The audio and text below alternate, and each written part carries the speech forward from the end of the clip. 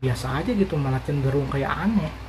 Dan gue terganggu dengan konsep kepala kakek-kakek itu ya. Ya mungkin berusaha tuh Falcon Black untuk menyerupai atau setidaknya mengimbangi film jadulnya, tapi ternyata dengan konsep horor zaman sekarang tuh kayak seakan-akan ini film malah jadi kemunduran gitu.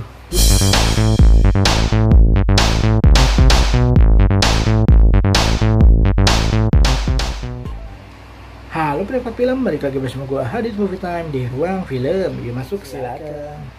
Oke penikmat film, kali ini gue akan kembali membuat konten review film nih. Review film kali ini adalah dari Falcon Black, yaitu film Bayi Ajaib. Film yang diperankan oleh Vino Bastian, dan kali ini gue baru aja nonton. Padahal filmnya sih di bioskop udah tayang di awal tahun kemarin ya, dan sudah tayang di Netflix. Jadi gue coba aja deh, dan ternyata filmnya wah, sebenarnya ekspektasi gue berharap tinggi gitu ya terhadap remake film jadul ini, tapi ternyata ketinggian ekspektasinya. Ternyata nggak sebagus-bagus yang gue pikirkan gitu, tapi ternyata masih ada sisi baiknya lah. Seperti apa review lengkap dari gue tentang Bayi Ajaib? Langsung kita meluncur ke review film. Oke penikmat film, kita langsung masuk ke review film dari Falcon Black, yaitu Bayi Ajaib, yang diperankan oleh Vino Bastian tentu saja sebagai Kosim. Lalu ada Adipati Dolken sebagai Dormani, Wadukun nih di sini. Lalu ada Desi Ratnasari sebagai Yuni. Lalu ada Teguh Rifnukana Wikana sebagai Soleh. Lalu ada Sarah Fajira sebagai Laras. Lalu ada Raihan Cornelius sebagai Hari. Lalu ada Ananta Reski sebagai Rini. Lalu ada Dery Oktami sebagai Ustadz Yasa, dan masih banyak lagi ya di sini ya.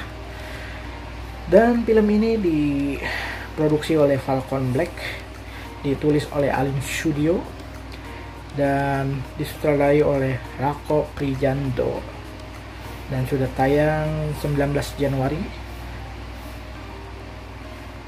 di Malaysia, 23 Maret ya ternyata ya, Malaysia, Singapura, dan Brunei. Wah mantap.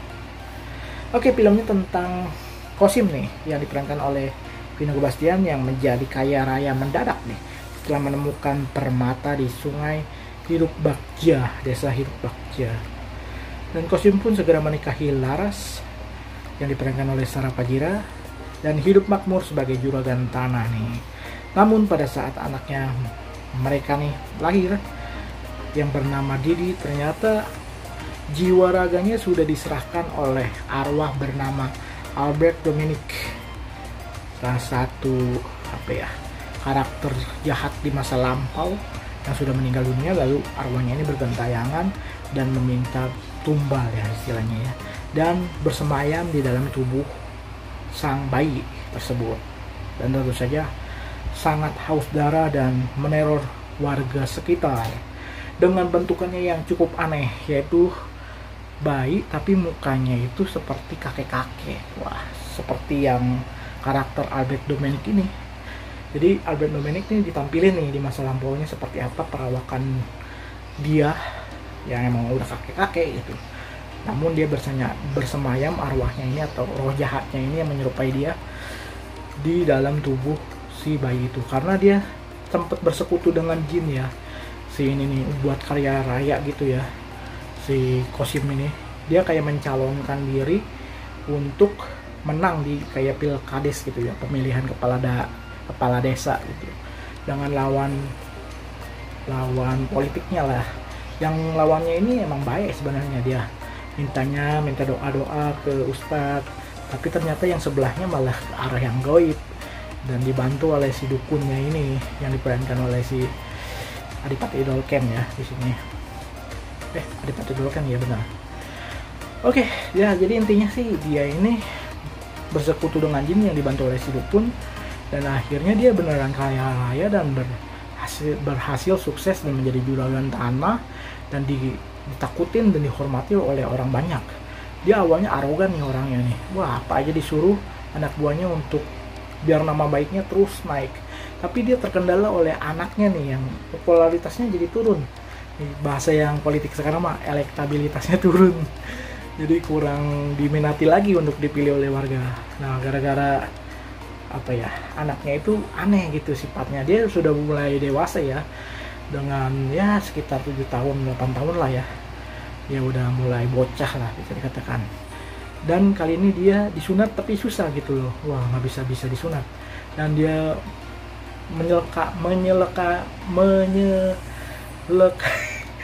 menyelakai semua warga. Jadi terbunuh tuh satu persatu, temannya lah dicelakai kakinya, lalu ada orang lain juga yang dibunuh. Pokoknya apa yang dia nggak suka bakal dibunuhnya dengan cara yang sadis lah bisa dikatakan. Hampir ibunya juga dibunuh di sumur ya, tapi ternyata bisa ketolong. Ya intinya gara-gara ada roh jahat yang memasuki si anak itu, yang membuat dia semakin ganas gitu ya, tidak terkendali. Awalnya sih normal, ternyata emang dia pengen seutuhnya menguasai tubuhnya si anaknya itu. Dan akhirnya perlahan-lahan si bapaknya menyadari ya, cara yang dilakukannya salah, untuk pertama kaya raya dan kedua mencari jabatan atau tahta tertinggi di desa tersebut sebagai kepala desa ya. Dan caranya itu salah, dan akhirnya dia berusaha dan memperbaiki diri dengan tobat. Dan akhirnya dibantu lah sama lawan politiknya ya, tentunya dengan mencoba meruqyah dari ustadz yang dia kenal.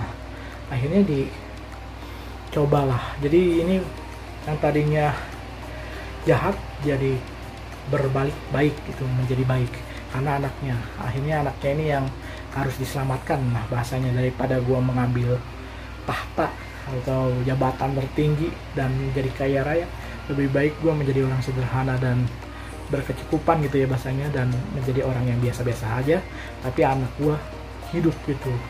Lalu terancam nih nyawa anaknya juga sebenarnya ya, dan warga-warga sekitar juga merasa resah dengan kehadiran anaknya ini. Dan justru karena dia berbalik ala dari jahat menjadi baik, akhirnya si dukunnya sendirian.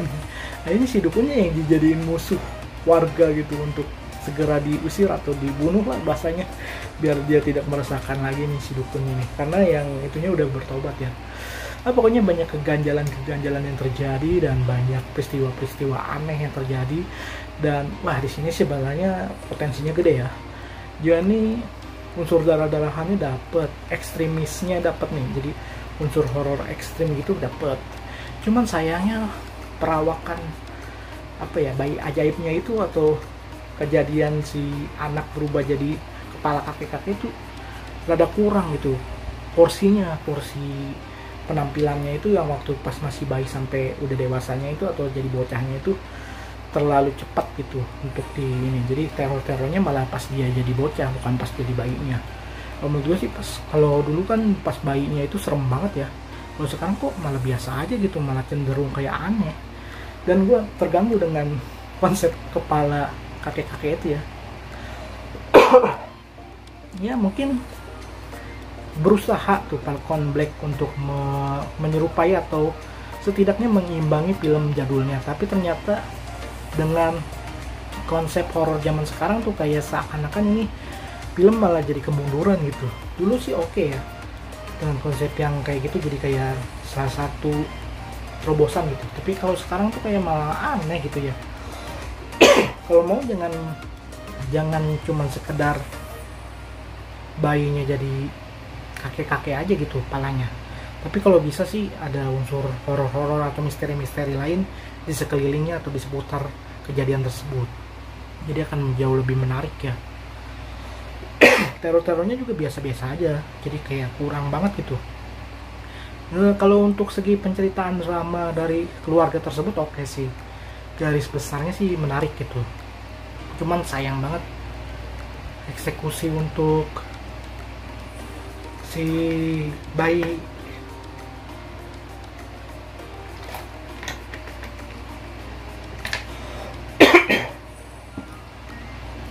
untuk eksekusi bayi kepala kakek-kakek itu yang justru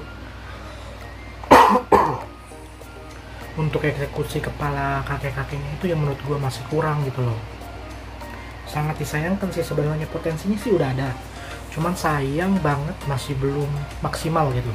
Dan penampilan pemeran-pemeran yang ada di sini udah sebenarnya udah oke punya ya, actingnya si Pino udah berusaha maksimal, actingnya si Adipati Dolken juga udah oke. Konsep ininya juga, production value-nya udah mantep lah. Tapi sayang banget ya, hanya mengganggu aja gitu, sedikit mengganggu lah untuk visual dari kepala kakek-kakeknya ini. Tapi pas di endingnya gue terkejut banget sih dengan kehadiran Sarah Fajira dengan versi Devil, dengan versi iblis yang lebih serem gitu dibandingkan kepala kakek-kakek.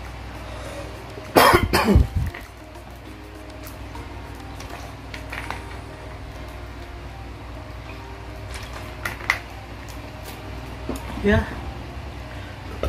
mungkin itu aja, karena suara gue mulai hilang dan mulai nggak jelas arahnya bakal kemana. Oke, untuk penilaian kali ini, wah kurang puas ya nge-reviewnya ya, karena terganggu dengan batuk. Oke, untuk penilaian kali ini mungkin gue akan memberikan penilaian 6,8 dari 10 untuk Bayi Ajaib nih.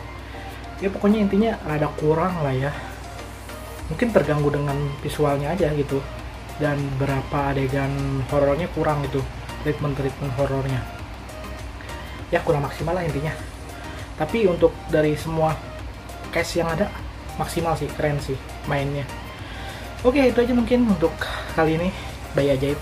Kalau kalian tertarik langsung meluncur aja ke Netflix atau mungkin platform-platform lain mungkin ada, atau nggak download aja lah, terserah kalian mau gimana nontonnya. Yang jelas sih kita nantikan ya, apakah Falcon Black akan menghadirkan horor-horor yang jauh lebih seru dan mencekam, mungkin lebih mencekam dari ini. Kita lihat aja, mungkin nanti gue coba para pengikut iblis ya, para betina pengikut iblis, apakah akan jauh lebih seru apa enggak ya, karena gue belum nonton tuh. Ya oke, kita nantikan untuk film-film Falcon lain. Untuk kali ini itu aja Bayi Ajaib. Kalau kalian tertarik langsung coba aja filmnya Bayi Ajaib. Terima kasih sudah menonton film ini. Terima kasih sudah menonton video ini sampai habis. Mohon maaf apabila kekurangan dalam video ini karena terganggu oleh batuk, karena kali ini gue kurang sehat ya posisi. Jadi tunggu aja konten-konten menarik lainnya. Terima kasih sudah menonton. Enjoy movie ever. Enjoy movie ever.